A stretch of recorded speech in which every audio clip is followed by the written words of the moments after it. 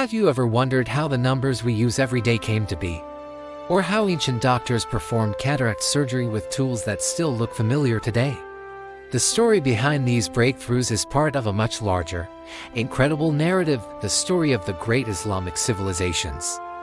This isn't just a chapter in a dusty history book, it's a vibrant epic of innovation, culture, and power that shaped the world we live in. Let's travel back to the 7th century, to the Arabian Peninsula. From this arid landscape, a new faith, Islam, emerged, and with it, a powerful new force.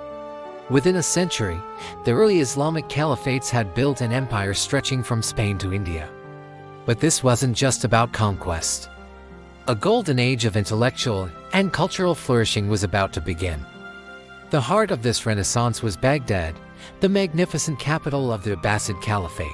Established in the 8th century, it became the world's center for learning.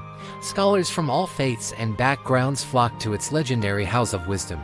Here, they didn't just preserve ancient Greek, Persian, and Indian texts, they translated, critiqued, and built upon them. Imagine a global library and university all in one, buzzing with debates and discoveries. This is where algebra was systematized by Al-Khwarizmi. His name even gave us the word algorithm. Think about that the next time you use your phone. In the field of medicine, figures like Al-Razi and Ibn Sina, known in the West as Avicenna, wrote encyclopedias that became the standard medical textbooks in Europe for centuries. They documented diseases, pioneered clinical trials, and developed surgical techniques that were astonishingly advanced for their time.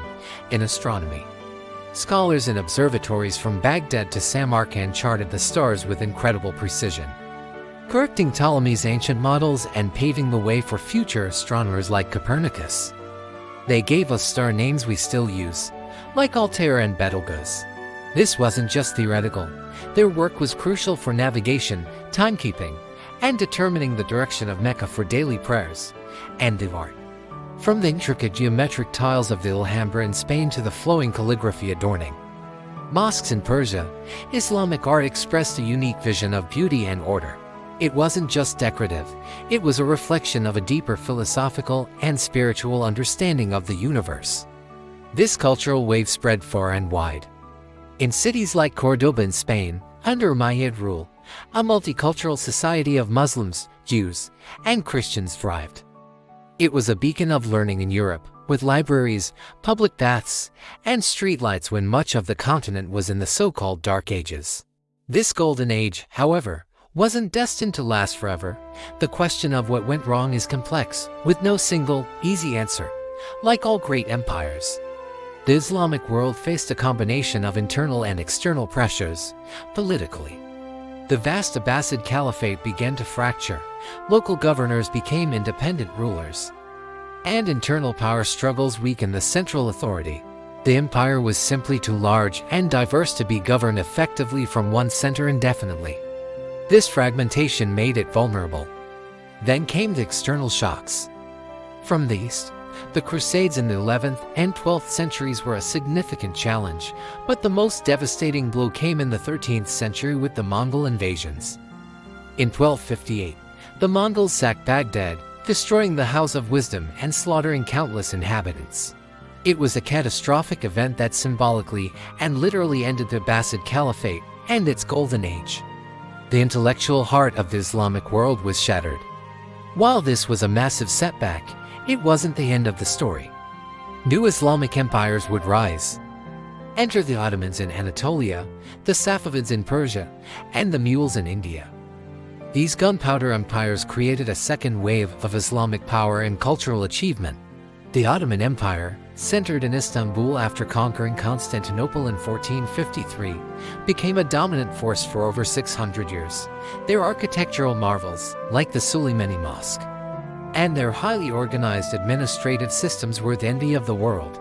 The Safavids turned Isfahan into one of the most beautiful cities on earth, renowned for its art and carpets. And the Mughals in India gave us the breathtaking Taj Mahal, a timeless symbol of love and architectural genius. So, why did these later empires also decline?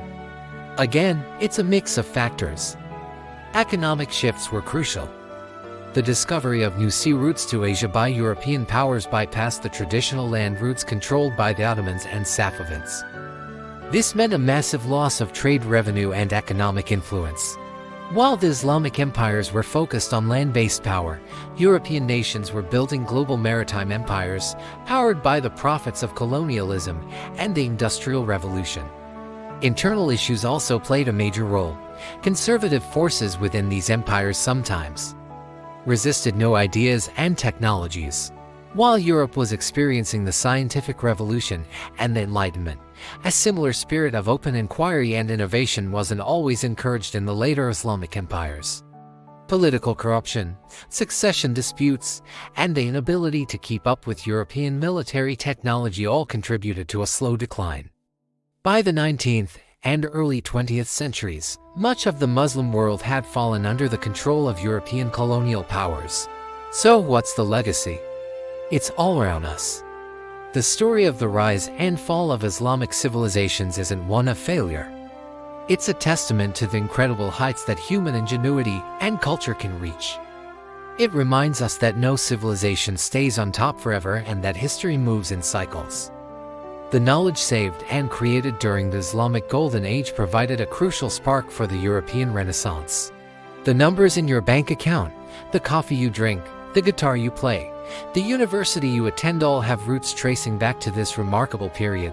Today, the Muslim world is a diverse and dynamic place, grappling with its past and looking toward its future.